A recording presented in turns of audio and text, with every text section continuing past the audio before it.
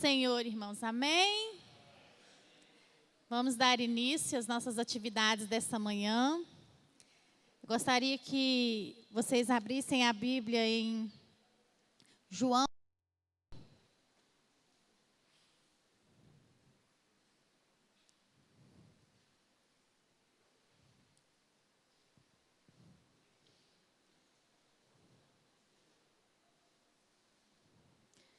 João 8,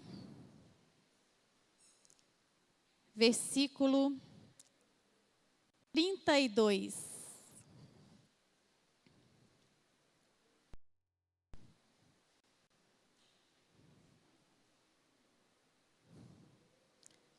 Amém? E conhecereis a verdade, e a verdade vos libertará. Vamos falar juntos?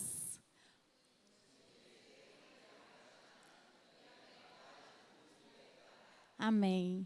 Então é isso. Quando a gente sai das nossas casas para vir à casa do Senhor, ao templo do Senhor, quando a igreja se reúne, quando você se dispõe a sair, deixar tudo que você iria fazer, poderia fazer numa manhã de domingo, e você vem para a casa do Senhor, você vem com esse objetivo de conhecer a verdade. E é isso que nós viemos fazer aqui hoje, conhecer a verdade. E essa verdade, ela está em Jesus. E quando a gente o conhece cada dia mais, a gente entende essa verdade de uma forma mais intensa, a gente entende essa verdade de uma forma que modifica a nossa vida, que modifica a forma de pensar, que modifica a forma de falarmos para os outros deste Jesus. Então, que nessa manhã a gente possa estar sendo abençoado pelo Senhor, né, que o conhecimento venha sobre nós e que a gente possa absorver todo esse conhecimento para o nosso crescimento espiritual. Amém? Vamos ficar de pé para nós orarmos, para que o Senhor possa nos abençoar nesta manhã, porque antes mesmo de nós entrarmos neste templo, o Senhor já estava aqui nos esperando, ansioso pela nossa presença neste lugar abençoado. Amém? Senhor meu Deus, louvado e engrandecido seja o teu santo e poderoso nome.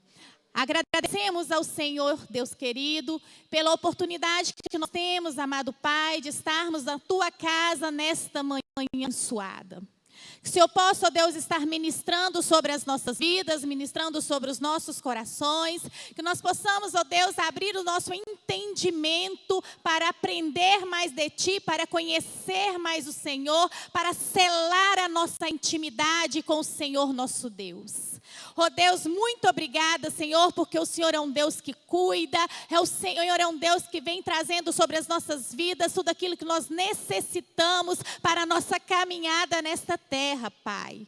Continua, ó Deus, agindo, ó Deus, na vida de cada irmão que entrou neste lugar, que eles possam estar com o coração aberto, com a mente focada no Senhor, que nada desvie os pensamentos deles, ó Deus, para que nós possamos, ó Deus, entender tudo aquilo que precisamos entender que vem do Senhor para as nossas vidas. Abençoa o irmão Israel, abençoa o pastor Felipe, que eles possam estar abençoando também as nossas vidas através daquilo que o Senhor colocou no coração deles para estar ministrando a igreja nesta manhã. Em nome de Jesus, ó Deus, muito obrigada, Senhor. Seja conosco durante todo esse tempo, porque nós estamos aqui para ouvir do Senhor. Em nome de Jesus, amém. Pastor Felipe. A paz do Senhor, queridos, amém? É um prazer enorme estar aqui com vocês mais uma vez, né? Essa penúltima parte do seminário sobre Cristologia, sobre a divindade do Filho unigênito de Deus, do Verbo que se fez carne. E hoje eu estou muito feliz aqui porque eu estou recebendo um grande amigo que eu conheço ele há muitos e muitos anos já, a gente estuda junto há muito tempo, que é o irmão Israel Leães Fontoura, lá do Rio Grande do Sul, né? Eu queria desde já agradecer também ao pastor Damaso, né? Está aqui dois membros lá da igreja dele, que é o irmão Anderson Barroso e a Luciana Barroso, do Rio de Janeiro, que trouxeram o Israel Leães para vir estar ministrando aqui com a gente. Queria agradecer a Deus pela vida deles. Queria também agradecer a Deus pela vida do pastor Rafael Mikio Ikedanaka, da nossa igreja lá do Japão, que ele vai estar assistindo aí também, que é um grande amigo do Israel, dos irmãos, né? Então eu queria convidar aqui o irmão Israel Leães para estar participando conosco, para estar ministrando essa manhã, né? E é com prazer que nós vamos estar ouvindo, estar aprendendo mais um pouquinho, amém?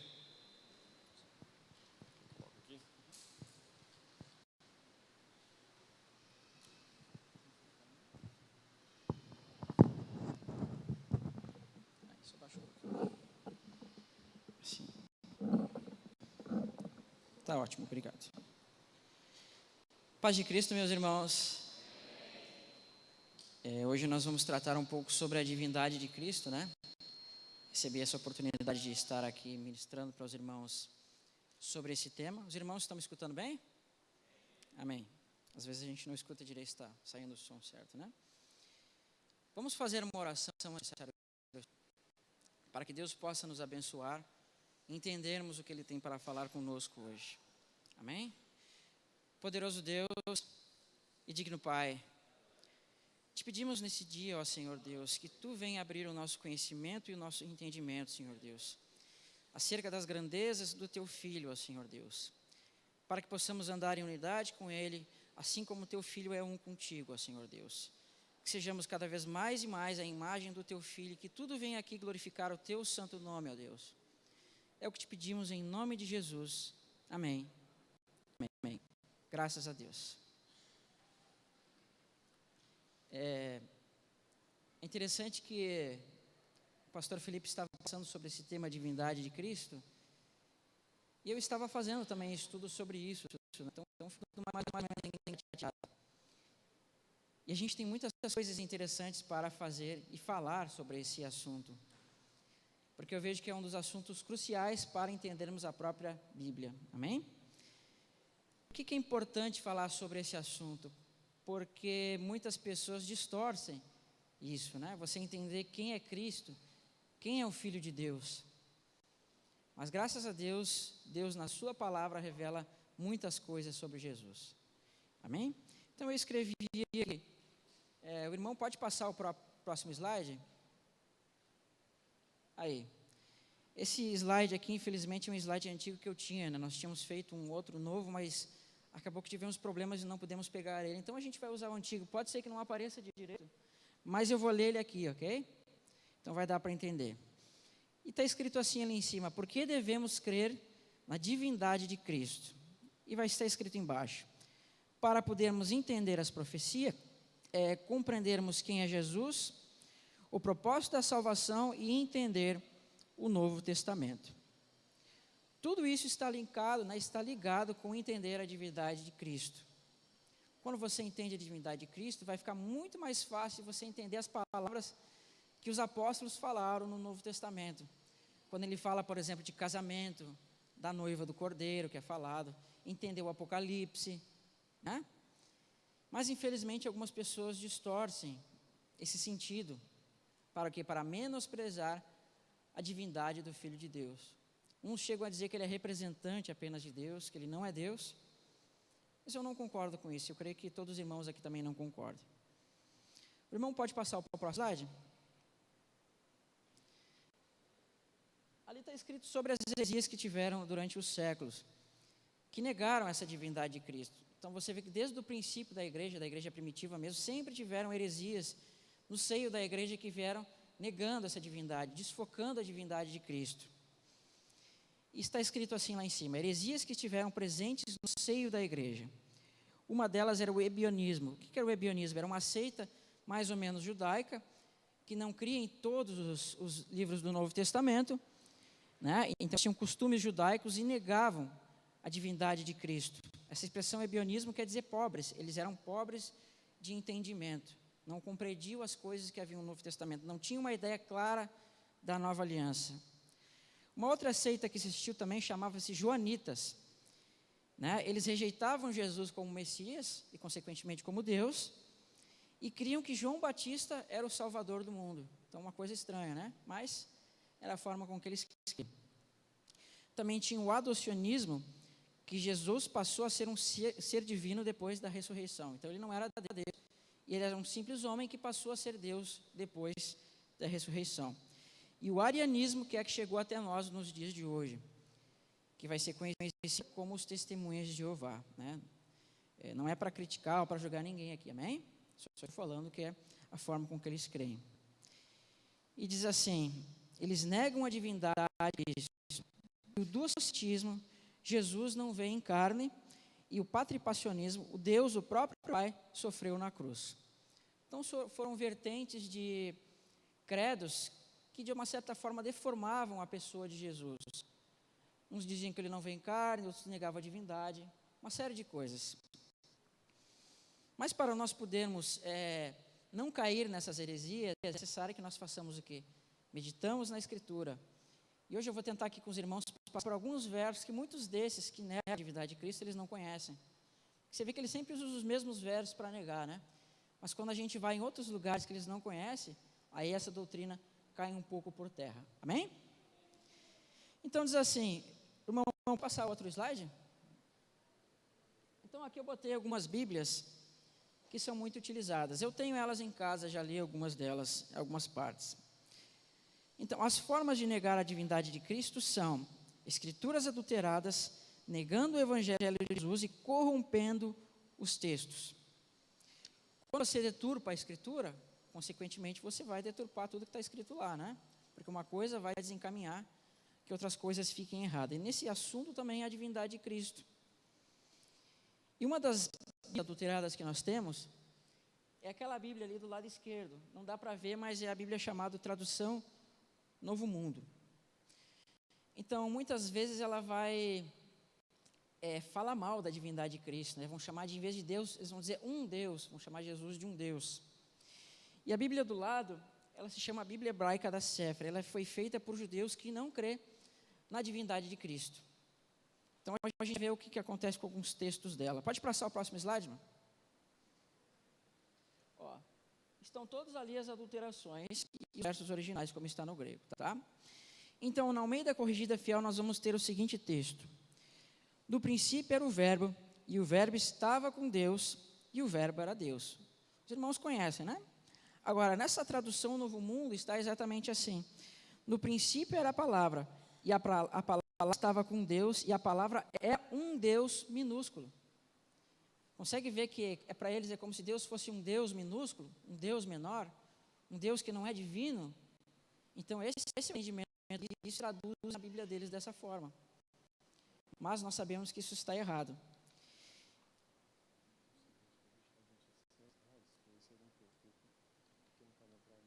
Tá, tranquilo. Ok, então. E na Bíblia Corrigida Fiel, nós vamos ver aqui Zacarias, capítulo 12, verso 10, que vai dizer assim, prestem atenção: mas sobre a casa de Davi e sobre os habitantes de Jerusalém derramarei o espírito de graça e de súplicas, e olharão para mim, a quem transpassaram. Isso está em Zacarias, texto tremendo sobre a morte de Cristo. E prantearão sobre ele como a quem pranteia por um filho unigênito, e chorarão amargamente por ele, como quem chora amargamente pelo primogênito. Então você vê aqui, diz assim, olharão para mim a quem transpassaram. Então o texto está mostrando que quem foi transpassado é aquele que está falando, a mim, a quem transpassaram. Mas olha como esses judeus traduzem. Isso está na Bíblia Sefer hebraica.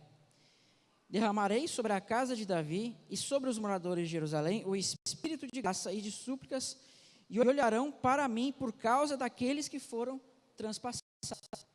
Você vê como já mudou? Olharão para mim por causa daqueles que os transpassaram. Então, quem está nesse contexto dessa Bíblia foi o povo, e não esse que está falando, né?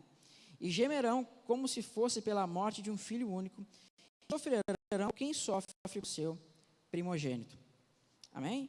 Então deu para a gente ter mais ou menos uma ideia de como essas pessoas agem nas traduções, de como essas pessoas fazem para tirar a divindade de Cristo. E não só isso, né, mas vários outros assuntos. Quando convém, se muda o assunto para se adequar à sua doutrina. Os irmãos compreenderam? Amém? Ok. Eu acho que a gente não vai usar os slides por enquanto, porque demora mais. E eu tenho os textos todos aqui, os irmãos acompanham a própria Bíblia, ok? porque realmente é um pouco difícil de ver. Esse próximo tópico que eu tenho aqui se chama as credenciais da divindade. E Cristo ele vai dar as suas credenciais, ele é o próprio Deus, de que ele é Deus, né? Ele não é o Pai, mas ele é Deus. E ele vai começar a nos dar algumas pistas, alguns textos que nos vai mostrar isso, né? Que vai mostrar para nós que ele sim é Deus. Muitas pessoas não sabem, mas aquele contexto do êxodo de Israel saindo do Egito, ele traz muitas coisas para nós que falam de Cristo.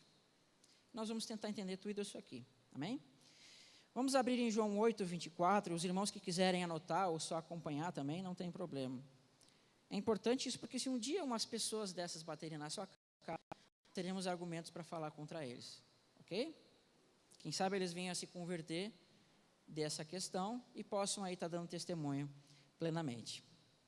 Diz assim em João 8, 24. Vamos ver por que é importante crer na divindade de Cristo e é perigoso não crer nessa divindade. Diz assim: por isso vos disse que morrereis, olha só, que morrereis em vossos pecados, porque se não credes que eu sou, certamente morrereis em vossos pecados. Olha como é importante isso aqui, meus irmãos. Ele está dizendo assim, que se não credes que eu sou, certamente morrerei em vossos pecados. Eu não quero morrer em meus pecados, e eu acho que nem os irmãos querem, né? Portanto, temos que crer que ele é. E por que ele utiliza a expressão eu sou? Essa expressão eu sou, ela tem muita revelação quando nós analisamos a lei e os escritos, porque Deus vai frequentemente usar esta expressão. Amém? Então, nós vamos fazer uma viagem para o passado agora. Nós vamos fazer uma viagem para o passado e entender os contextos do passado e ver como isso vai se repetir no futuro, que é exatamente o que nós estamos vendo. Tudo que aconteceu no passado vai acontecer no tempo de Cristo também, mas já não há sombras, mas há realidade. Porque Cristo está nos remetendo a coisas que aconteceram lá no Êxodo, onde o povo ia ser liberto da escravidão. E nós somos libertos não da escravidão literal, mas da escravidão espiritual, que é esse mundo. Então hoje, se você está em Cristo, você foi liberto desse Egito, que nós podemos dizer que é o mundo, você foi liberto de fazer tijolos para o faraó desse mundo, que é, que a gente sabe, o diabo. Amém? Então vai dizer assim, Êxodo 3, verso 3. Nós temos bastante versos para ler, ok? Então prepare-se para folhear a Bíblia aí. Hoje nós vamos estudar muito a Bíblia. Então vai dizer assim, então disse Moisés a Deus, eis que quando eu for aos filhos de Israel e lhe disser, o Deus de vossos pais me enviou a vós, e eles disserem, qual o seu nome? E o que lhe direis? E disse Deus a Moisés, eu sou o que sou. E disse mais, assim dirás aos filhos de Israel, eu sou, me enviou a vós. O Deus disse mais a Moisés, assim dirás aos filhos de Israel, o Senhor Deus de vossos pais, o Deus de Abraão, o Deus de Isaque, o Deus de Jacó, me enviou a vós, e este é o meu nome eternamente, este é o memorial de geração em geração. Foi de brincadeira que Jesus falou, eu sou? Ou ele quis nos ligar lá com o Êxodo que Deus fala, este é o meu nome eternamente, que será de memorial eterno para os filhos de Israel. Ele estava lembrando desse memorial, que ele é esse eu sou. Só que, infelizmente, algumas pessoas inventam alguns sofismas para desmerecer esse detalhe, né? É como se ele estivesse apenas falando, não, eu sou simplesmente isso. Não, ele está dizendo eu sou, porque ele é Deus. Amém? Agora, em João 8,57 vai dizer, disseram-lhe, pois, aos judeus, ainda não tem 50 anos e viste Abraão? Disse-lhe Jesus, em verdade vos digo, antes que Abraão existisse, eu sou. Porque ele não disse, eu existi, eu fui, eu estava lá. Não, ele diz, eu sou. Tremendo isso, né? Eu sou. Essa expressão eu sou no hebraico tem muitas coisas para nós. ela tem um significado não temporal, mas um significado atemporal. Um significado que ele não tem um tempo definido, ele não é nem passado, nem presente, nem futuro, mas é uma coisa que sempre existe, um termo que sempre existe e sempre existirá. A expressão no hebraico, ela vem do termo raiá, ter, né? Então, dessa expressão raiá vem o nome Yahweh, ou Yehová, ou Yahweh, ou Jeová, ou Senhor. Toda vez que nós usamos na Bíblia, nós estamos vendo a expressão hebraica Yud, Re, Vav, He, que quer dizer Senhor, né? Quer dizer aquele que existe, que vem do termo Yehie também, que quer dizer eu sou. Então, o termo eu sou vem de Yahweh e vem de Raiá. Quer dizer ser, estar, ou aquele que existe. Então, toda vez que a gente vê Jesus falando eu sou, justamente era para linkar com isso. Toda vez que Deus fala o Senhor, está dizendo mais ou menos eu sou, aquele que é, aquele que existe. E Jesus estava confirmando isso para nós aqui. Fazendo essa confirmação para nós. Amém? Um outro ponto que nós podemos analisar, que isso realmente muitas pessoas não conhecem. Quando Jesus foi crucificado, a gente sabe que uma placa foi colocada na sua cruz, né? E no livro de João vai estar escrito assim: Jesus, o Nazareno dos judeus. E como nós vimos essa expressão, Senhor, ela é o nome de Deus. E dentro dela vai estar o eu sou também. Por isso Cristo fala, eu sou, para você essa com esse termo hebraico, Yehie, eu sou. Só que às vezes a gente, por não pesquisar, talvez, por não ter conhecimento de línguas, a gente vê que Cristo e Deus, né, coloca essa expressão que a gente menos imagina, para confirmar esse termo sobre Jesus. Então, essa expressão, Jesus, o Nazareno, rei de judeus, você sabia que o nome de Deus está dentro dela? O nome de Deus está dentro dela no hebraico. Fica assim, Yeshua Hanatzeri Umelech HaYehudin. Quando nós pegamos ela, você vai ver que a primeira letra de Yeshua é Yod. A segunda inicial, Hanatzeri, é a letra Ri. A expressão Umelech é Lav. E a expressão HaYehudi é a letra Ri. Então você vai ter exatamente assim, Yud, Re, Vav, He, que é exatamente o nome de Deus.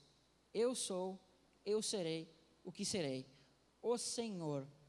Então lá naquela placa que estava em cima, né, quando Jesus estava sendo crucificado, você estava escrito o nome de Deus de uma forma implícita no hebraico. Para quê? Para confirmar essa divindade de Cristo. Sobre o grego, a gente não consegue enxergar ela, porque está escrito assim: Jesus Nazarenos, Basileus to Iodaios. Você não consegue enxergar essa expressão, mas no grego, o hebraico, você enxerga. Amém? Então, eu vou pedir para que os irmãos, depois da internet, vocês pesquisem como se escreve essa expressão no hebraico, que vocês mesmos vão poder preparar lá e fazer uma marcação para vocês terem certeza disso. Amém? Então, vamos tentar compreender um pouco das profecias. Nós vamos tentar entender algumas coisas que Deus coloca lá no Êxodo mesmo, porque aqui eu estava dando umas pinceladas sobre o assunto. Agora, nós vamos entender os contextos proféticos sobre esse assunto, tentar entender o que Deus fez no passado e vamos remeter para o futuro. E mesmo que Deus, lá no início, Ele vai estar fazendo conosco hoje. Por quê? Porque a nova aliança, ela é a revelação da aliança. Então, Deus mostra por meio de sombras, no passado, as coisas que viriam a acontecer no futuro. Amém? Os irmãos podem abrir em Êxodo, capítulo 3, verso 2 e verso 4. Prestem atenção aqui, o que Deus vai mostrar para nós. E apareceu-lhe o anjo do Senhor e uma chama de fogo no meio da sarça. Quem apareceu no meio da sarça, meus irmãos? Quem está dizendo aqui? O anjo do Senhor. Vamos ler de novo. E apareceu o anjo do Senhor e uma chama de fogo no meio da sarça. Então a Escritura está confirmando de quem apareceu no meio da sarça era justamente o anjo do Senhor, ok? Acho que todos entenderam. E vai dizer mais, e olhou, e eis que a sarça ardia no fogo, e a sarça não se consumia. Moisés disse, agora me virarei para lá, e verei esta grande visão, porque a sarça não se queima. E vendo o Senhor que se virava para ver, bradou Deus do meio da sarça. Então a gente vê que o anjo de Deus está no meio da sarça, mas aqui diz, bradou Deus a ele do meio da sarça. O interessante é que esse anjo do Senhor aqui está em maiúsculo, né?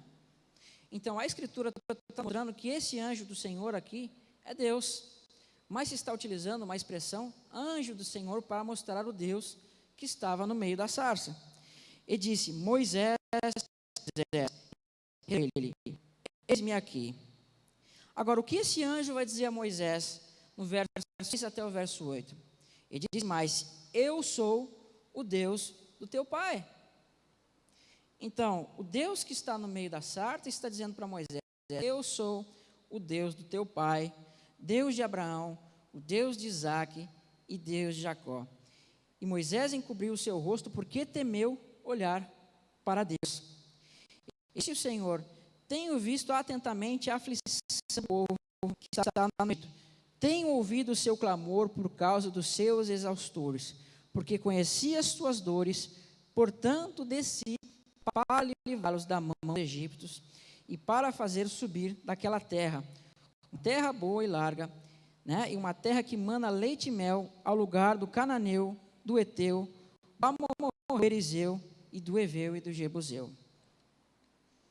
Aqui nós vemos que o que está acontecendo hoje já tinha acontecido no passado, porque a gente vê Deus selando a Moisés, e ele diz assim, porque eu desci para livrar a escravidão. E quem foi que desceu para nos livrar? Foi Cristo. Olha a repetição mais uma vez do que Deus está falando aqui. É claro que Moisés ele é uma figura de Cristo, né? Então eu acho isso tremendo, porque assim como no tempo do Egito Deus via a aflição do seu povo, assim Deus também nos vê a nossa aflição. E desceu para o quê? Para nos livrar da escravidão. É claro que esse mundo a gente fica escravo, né? Desses trabalhos, das coisas que nós temos que fazer no dia a dia, e não podemos ter uma comunhão plena com Deus. Sabemos que naquele dia, a vinda de Jesus, né, isso vai acontecer de fato, nós vamos poder ter uma comunhão plena com Deus, vamos nos matar, estar aqui à disposição de homens, servindo a homens, né? Edificando as pirâmides desse mundo, mas vamos servir 100% a Deus, naquilo que Deus prometeu para nós, nos levará para a terra da promessa, não as figuras, mas a realidade dessas promessas, amém? Então essa é a nossa esperança, de que Jesus vai vir nos buscar e nos tirar dessa escravidão, assim como aconteceu com Moisés, que levou para a terra da promessa, amém? Vamos ler Êxodo 3, verso 12 e 15. Assim, certamente serei contigo, né?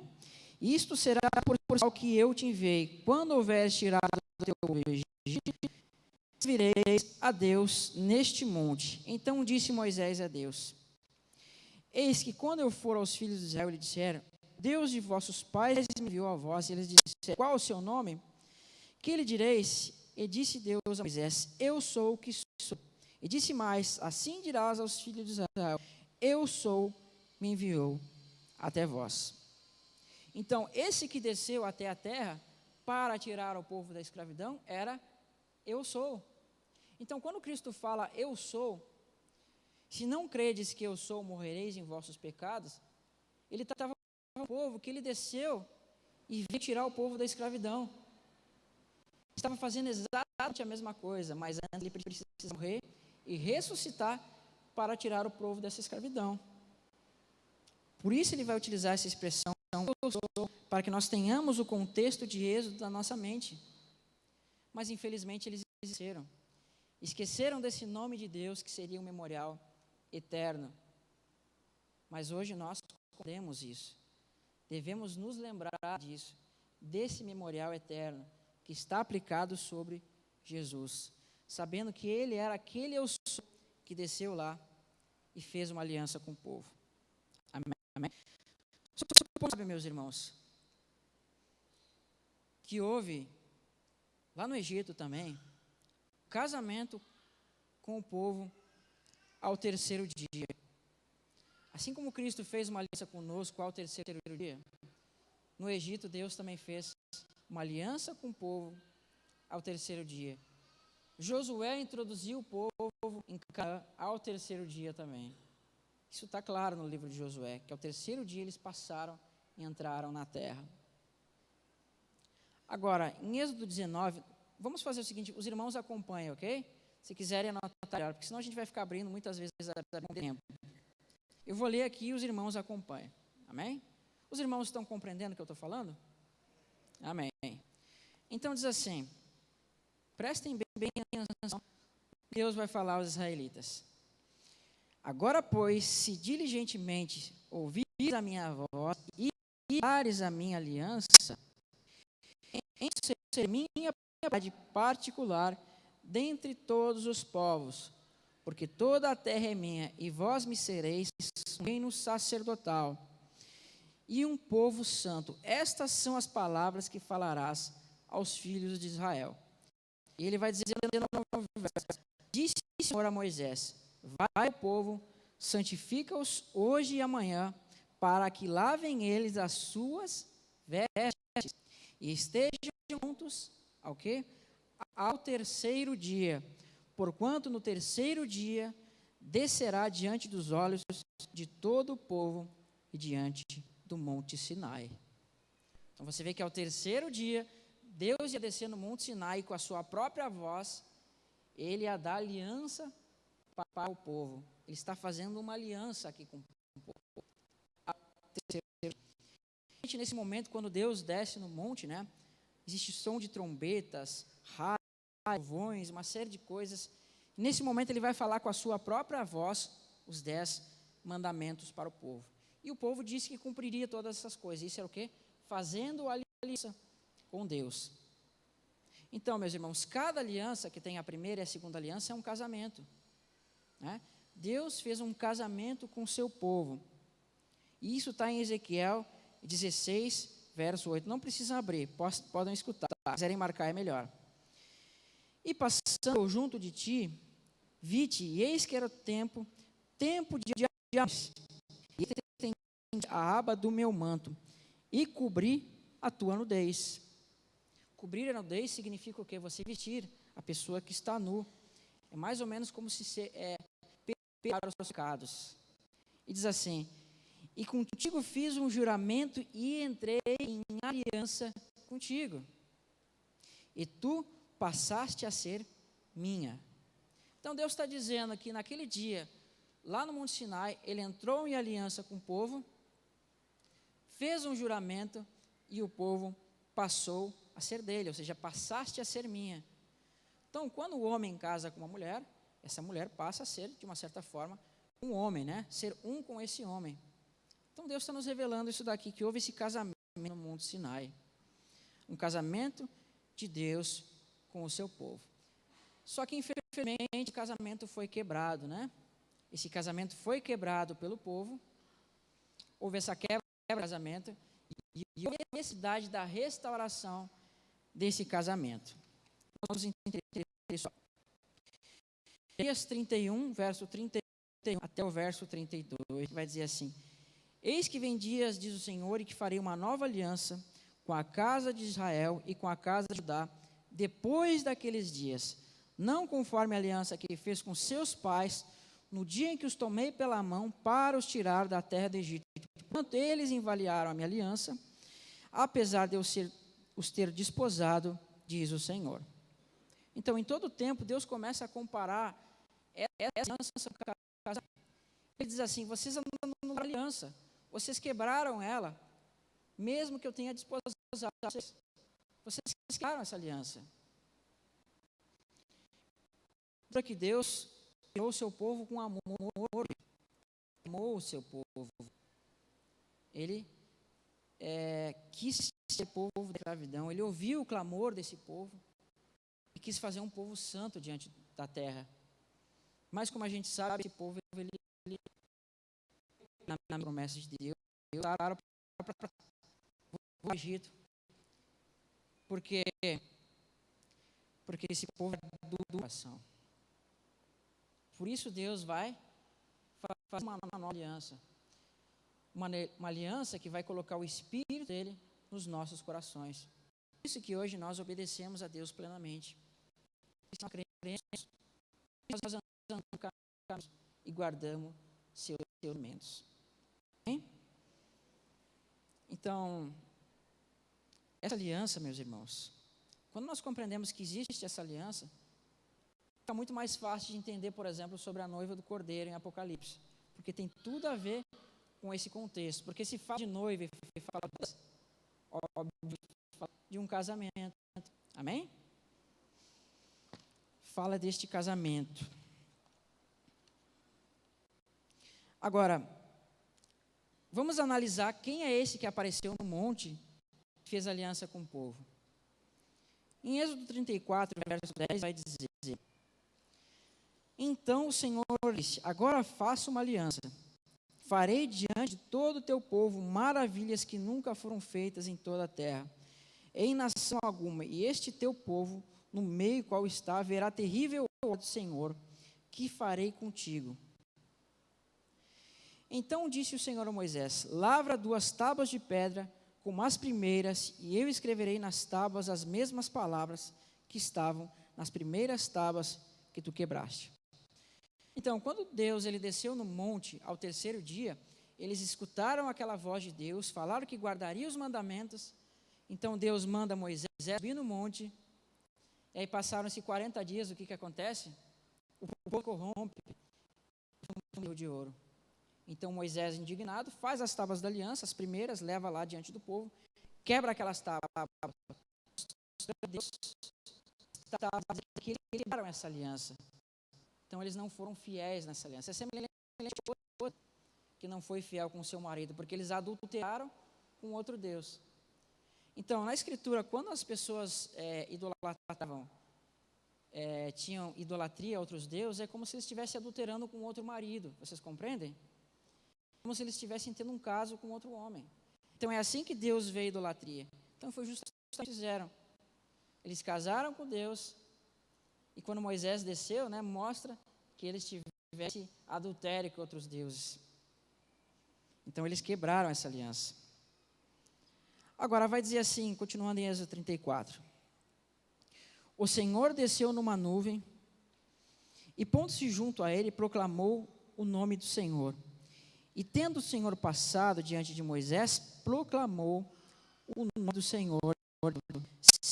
Senhor, Deus misericordioso, compassivo, tardio em irar-se, cheio de bondade e fidelidade, que usa a bondade com milhares e perdoa a maldade e a transgressão e o pecado, de maneira alguma considera inocente quem é culpado, e castiga o pecado dos pais nos filhos, e nos filhos dos pais, até a 3ª e 4ª geração.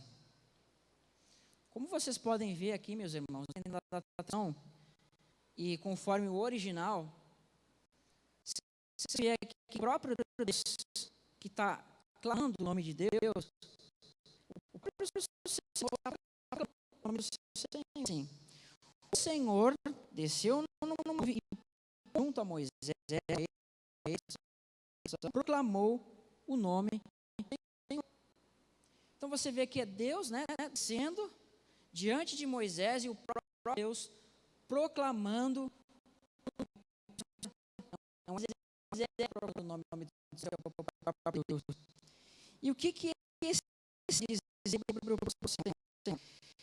do Senhor passado diante dele, proclamou: Senhor, Senhor, Deus misericordioso e compassível, tardio em irar. Ele fala assim, proclamou: Senhor, Senhor, tu que és Deus misericordioso, tu que és compassivo, tu que és tardio em irar-se. Ele não falou: eu que sou Deus compassivo, eu Deus misericordioso, tu que és. Porque a gente está vendo aqui, sabe o quê? O Filho falando sobre o Pai. Quem desceu no monte foi exatamente o Filho. Foi o Filho que fez uma aliança com o povo. Foi ele que casou o povo e é ele que vai restaurar esse casamento. Porque não foi o pai que casou ao terceiro dia no monte, foi o filho. Só que infelizmente essa esposa quebrou a aliança. E mais um verso vai dizer assim: porém, ele disse: eu farei passar toda a minha bondade diante de ti, e eu proclamarei o nome do Senhor diante de ti, e terei misericórdia de quem eu quiser tiver misericórdia, e me compadecerei de quem eu quiser me compadecer. E lá no final desse texto vai dizer assim: me verás pelas costas, mas não verás a minha face. Aí tem um problema, porque João diz assim, que ninguém jamais viu a Deus. Como é que fica isso? Ninguém jamais viu a Deus. Só que em Êxodo 24, verso 8 e verso 10, diz assim: então tomou Moisés aquele sangue e aspergiu sobre o povo, e disse: eis aqui o sangue da aliança, que o Senhor tem feito convosco, sobre todas essas palavras. E subiram Moisés, Arão, Nadab e Abiú, e os 70 dos anciãos, e viram a Deus de Israel, e debaixo dos seus pés havia como um pavimento de pedra de safira. Como assim? A Bíblia diz que ninguém jamais viu a Deus. O texto está dizendo o Deus de Israel. Não parece uma contradição? Não é uma contradição, meus irmãos, porque ninguém jamais viu ao Pai, mas o Filho é a imagem do Deus invisível. Esse que está no monte, que veio no monte, era justamente o Filho. Foi esse que eles viram. Então Deus, o Pai, estava se manifestando no Filho, né? Nessa imagem que apareceu para o povo. Você consegue ver que exatamente a mesma coisa que aconteceu no passado está acontecendo no futuro? É claro que ele aparece glorificado, né? Era uma imagem dele. Porque Cristo se fez carne quando ele veio ao mundo. Porque de fato estava no Pai, né? Então, ele estava sendo mostrado dessa forma. Agora, como a gente leu em João, tenho que marcar aqui, né? Ninguém jamais viu Deus. E se amarmos uns aos outros, Deus permanece em nós, e o seu amor é para nós aperfeiçoado. Em João 1,18 diz assim: Deus nunca foi visto em ninguém, o Filho gênero que está no seu seio, esse o revelou. Então, o Filho estava revelando o Pai lá em Êxodo. Por isso que ele fala: Senhor, Senhor, tu Deus bondoso, maravilhoso, etc, etc. Então, mais uma vez, assim como no antigo, para fazer essa aliança, hoje ele fez o mesmo, mas não uma aliança que fala apenas de Deus, mas uma aliança que vai levar povos, tribos, línguas e nações. E nós estamos nisso, amém? Então hoje nós temos a promessa de fazer parte dessa nova aliança, desse casamento com Deus, com o seu povo. Vamos ver algumas passagens aqui então. Capítulo 1, verso 3. O qual, sendo o esplendor da sua glória e a expressa imagem de sua pessoa, sustentando todas as coisas pela palavra do seu poder, e havendo feito por si mesmo a purificação dos nossos pecados, assentou-se à destra da majestade. Esse texto está muito ligado com o que nós vimos em Êxodo 34, que diz assim: então tomou Moisés aquele sangue e aspergiu sobre o povo e disse: eis o sangue da aliança que tem feito conosco. Porque Cristo, ele deu o seu próprio sangue. Só que na primeira aliança foi feito com sangue de animal. Hoje nós temos sangue de Cristo, sangue imaculado, sangue não de animais, mas sangue do próprio Filho de Deus. Assim como a primeira aliança consistia com sangue, na segunda aliança consiste com sangue do próprio Filho de Deus que se fez carne. E se hoje tem os seus pecados perdoados, graças a Deus, é pelo Filho de Deus, amém? E pelo seu sangue. Hoje nós temos essa esperança de que por Cristo nós seremos salvos. Vai dizer mais ainda em 2 Coríntios capítulo 4, verso 4. O Deus desse século cegou o entendimento dos incrédulos para que não lhe resplandeça a luz do evangelho da glória de Cristo, que é a imagem de Deus. fica mais claro aqui que é a imagem de Deus, ok? Deus é invisível, mas Cristo é a imagem desse Deus que manifestou aos homens. Um texto para a gente finalizar essa parte. João 14, verso 9. Disse-lhe Jesus: estou há tanto tempo convosco que não me tendes conhecido, Filipe? Quem me vê a mim, vê o Pai. Como tu dizes, mostra-nos o Pai, né? A imagem do Pai estava sendo mostrada a eles por meio de Jesus Cristo.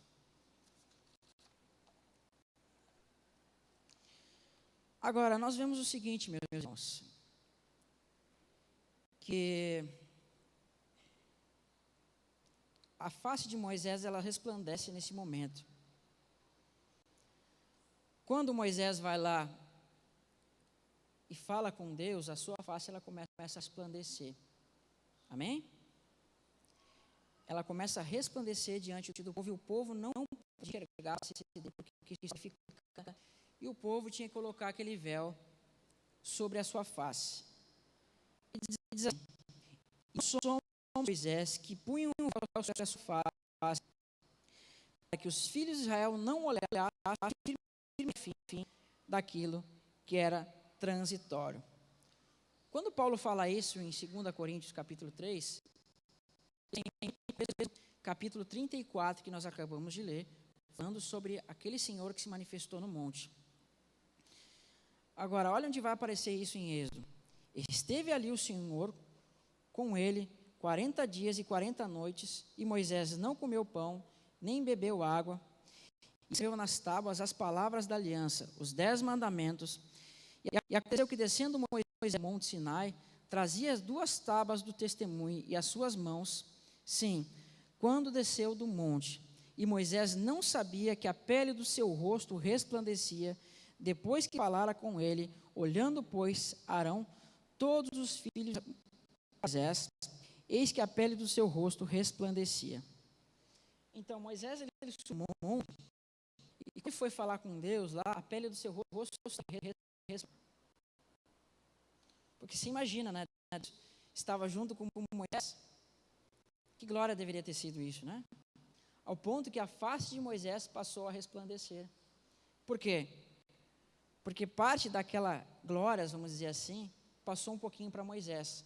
A diferença é que ela era uma glória transitória, era uma coisa temporária, que ficou algum tempo na face de Moisés, mas depois ela passou. Isso para nós, ela representa o quê? Coríntios nos explica que representava a glória da primeira aliança, que ainda que teve a sua glória, ela era temporária. E essa glória, né, estava na face de Moisés, ela era uma coisa temporária, transitória, que desapareceu.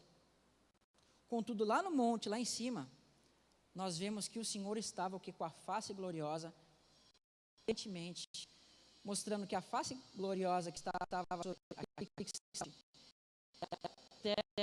mas a face gloriosa que estava em Moisés era temporária. E olha o que Paulo vai nos dizer nos próximos versos. Vocês vão ver como ele estava montando isso para as 2 alianças. Está em 2 Coríntios, capítulo 3, verso 16. Mas quando se converte ao Senhor, então o véu se tira.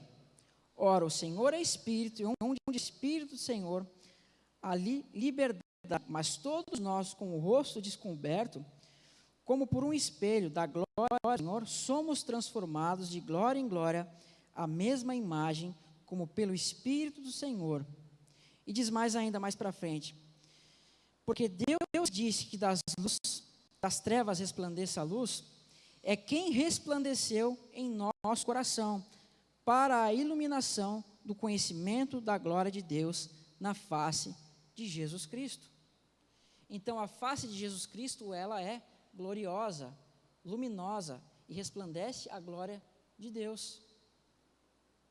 Então, lá no monte, aquele que estava resplandecendo, do qual escondeu o rosto de Moisés com a mão, era Cristo. E Moisés tem a face glorificada também, mas hoje nós somos glorificados pela face daquele que estava sobre o monte, não pelas coisas transitórias, mas pelo próprio Filho de Deus. Amém? Então, como eu falei para os irmãos, nós vimos que o texto fala de um casamento, né?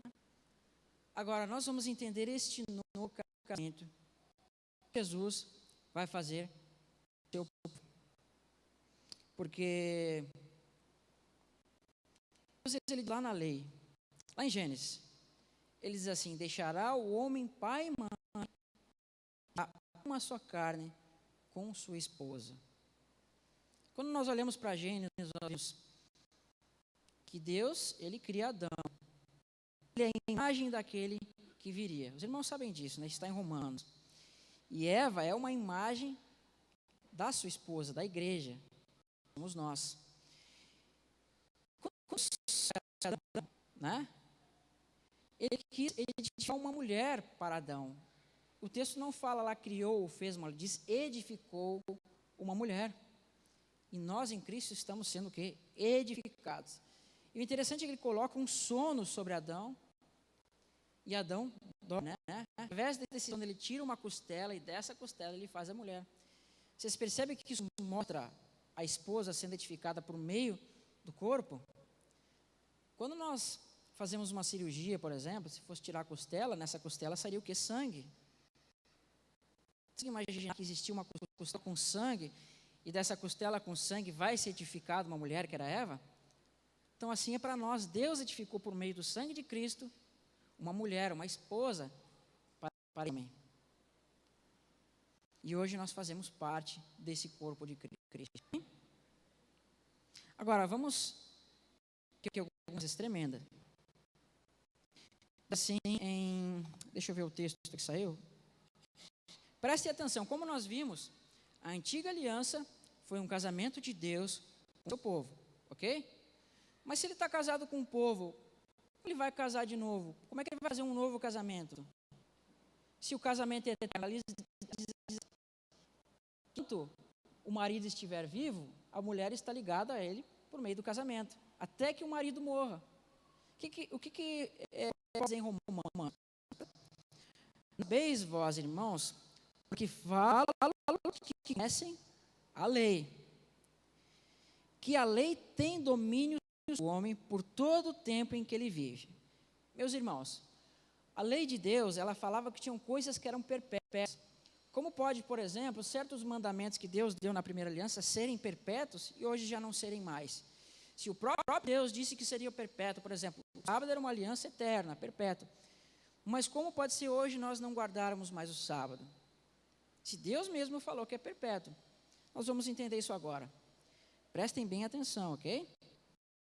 Diz assim: vós, irmãos, pois falam, conhecem a lei. E os que conheciam a lei não eram os gentios, mas eram os judeus.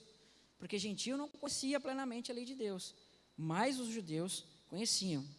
Ele fala que a lei tem domínio sobre o homem durante todo o tempo em que vive. Então ele está dizendo que a primeira aliança, a lei de Moisés, tem domínio sobre o povo durante todo o tempo em que vive.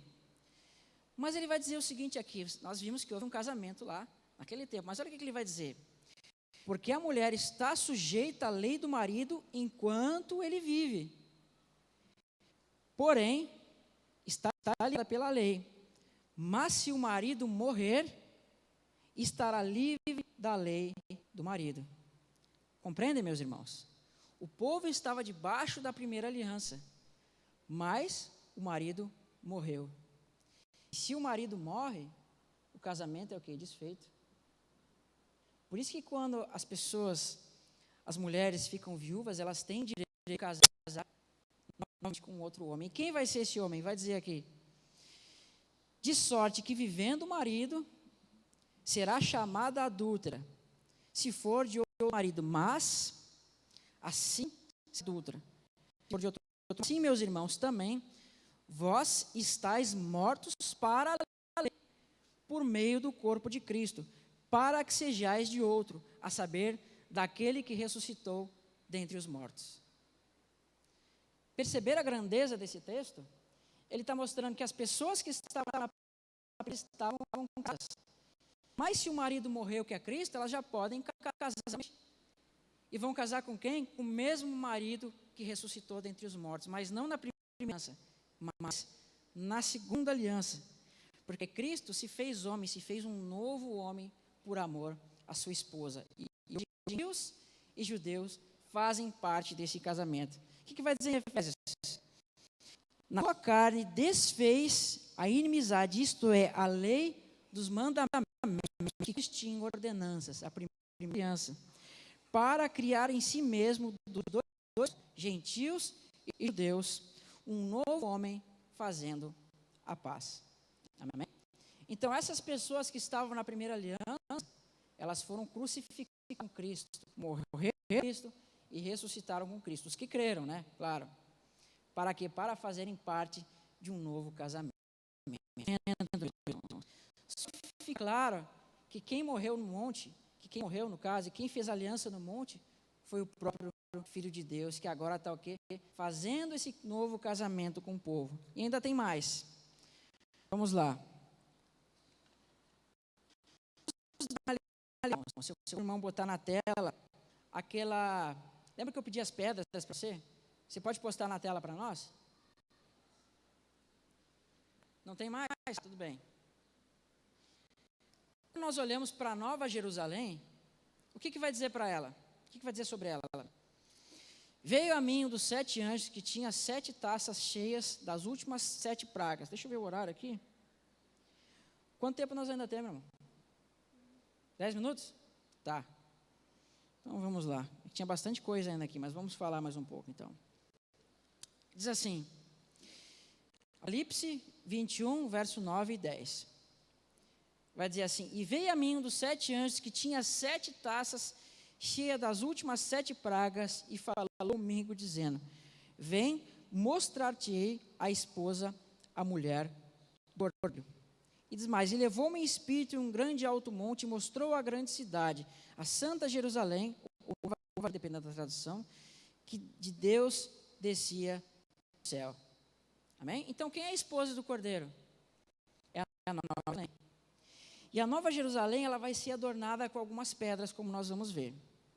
Vai dizer assim, Apocalipse 21, verso 19, verso 20.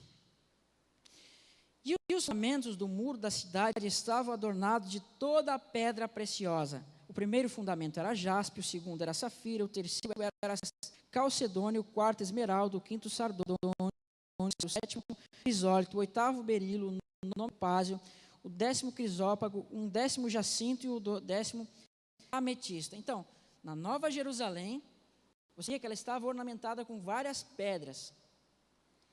Vocês já pararam para olhar as vestimentas do sumo sacerdote? Hoje nós temos um sumo sacerdote, que é Cristo.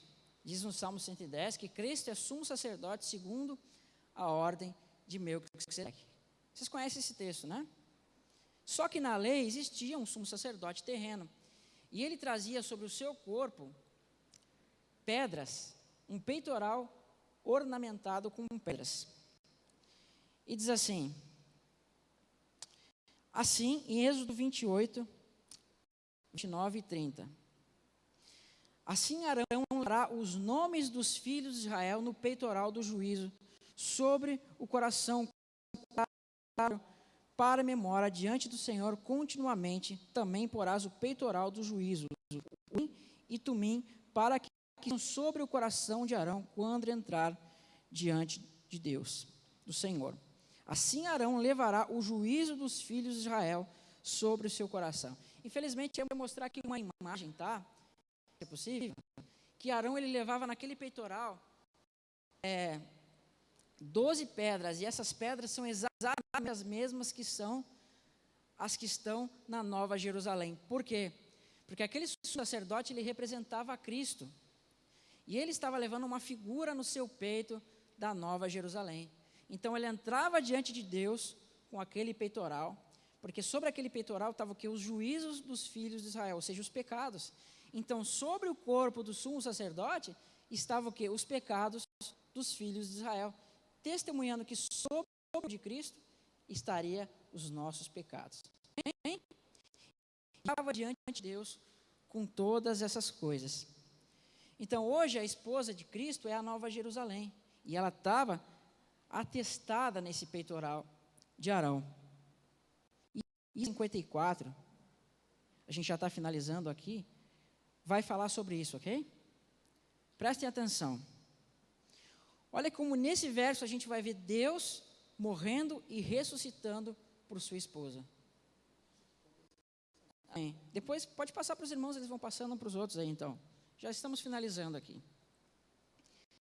Mas prestem atenção, tá? É uma pena que o tempo é muito curto, não tem que falar tudo, mas não dá. Isaías 54, verso 11 até o verso... Então, vamos do verso 4 e 5. Diz assim: não temas, porque não serás envergonhada. Não te envergonhes, porque não serás humilhada. Antes, te esquecerás da vergonha da cidade e não te lembrarás mais do opróbrio da tua viuvez. Meus irmãos, para uma mulher se tornar viúva, o que vai acontecer com o marido? Ele tem que morrer. Vamos ver no próximo verso quem é o marido? Porque o teu Criador é o teu marido, o Senhor dos exércitos é o seu nome, o Santo de Israel é o teu Redentor, chamado o Deus.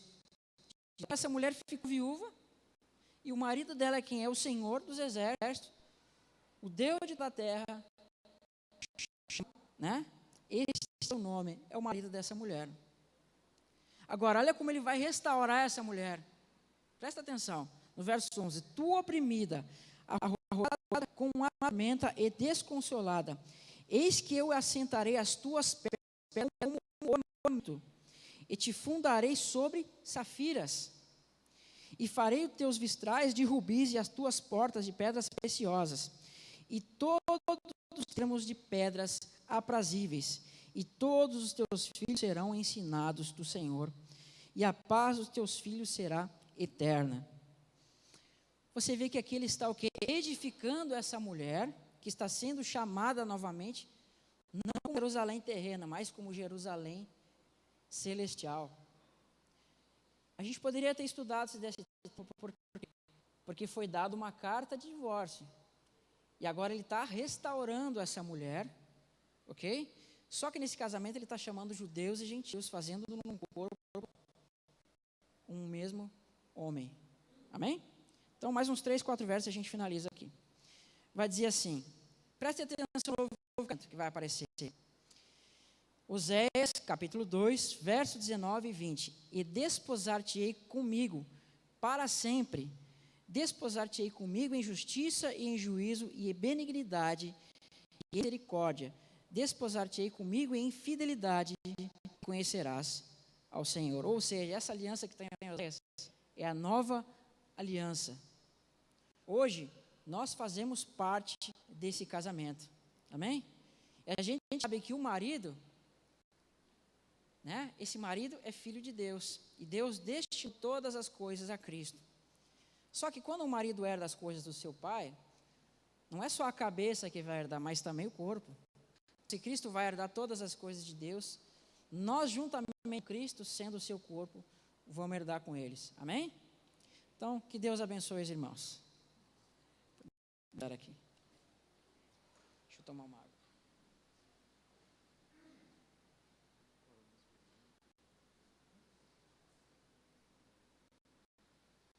Amém, irmãos? Deixa eu fazer uma pergunta para vocês. Alguém tem uma pergunta? Eu queria desde já agradecer ao pastor Jader, ao pastor César, são os pastores dessa igreja, né? Eu poderia deixar de agradecer ao irmão Israel, que veio trazer essa palavra. Eu queria saber se alguém tem alguma pergunta para deixar para o irmão. E aproveitando, né? Porque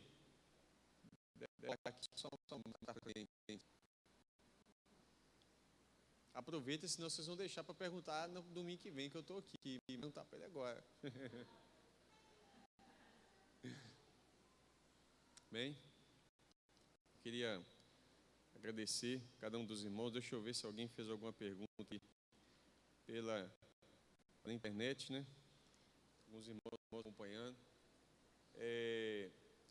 Como eu disse semana passada, é um prazer estar com os irmãos aqui na igreja, né?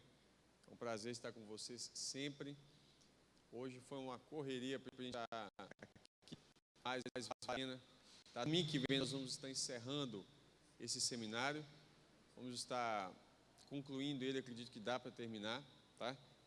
E aí nós temos muito mais coisas passando. Agradeço a Deus novamente pela vida do irmão Israel, por estar a gente preparar o slide, tudo bonitinho. Ele fez slides, né? Olha, o slide ficou bonitinho, mas a gente vai mexer, trabalhamos ele para ficar melhorzinho. E agora acho que nós confundimos os pendrives, acabou apresentar ele. Mas eu queria agradecer a minha irmã, que vem a gente vai estar aqui de volta, né? Só que eu queria falar com vocês o seguinte: domingo a gente vai terminar a parte da apostila, ficou faltando isso.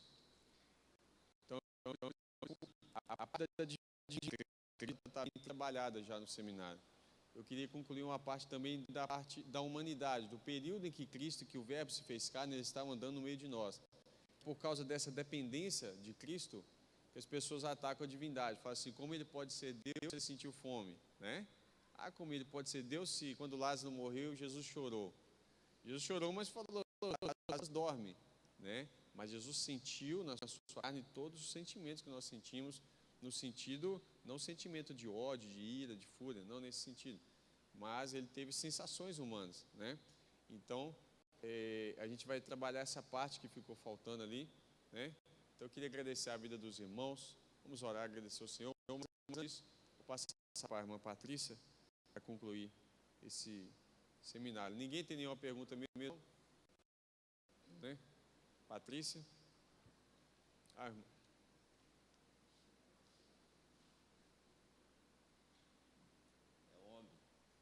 Paz seja convosco, nós nos alegramos com a visita de todos. Só quero fazer menção àqueles que estão nos visitando. Dê um sinal com sua mão, nós queremos agradecer. A Igreja Batista Nova Canaã agradece a todos os visitantes, né? Como o pastor citou, o pastor Gil César, em trazer esse seminário para nós, o conhecimento. Está aqui o irmão Israel, veio lá do sul, né?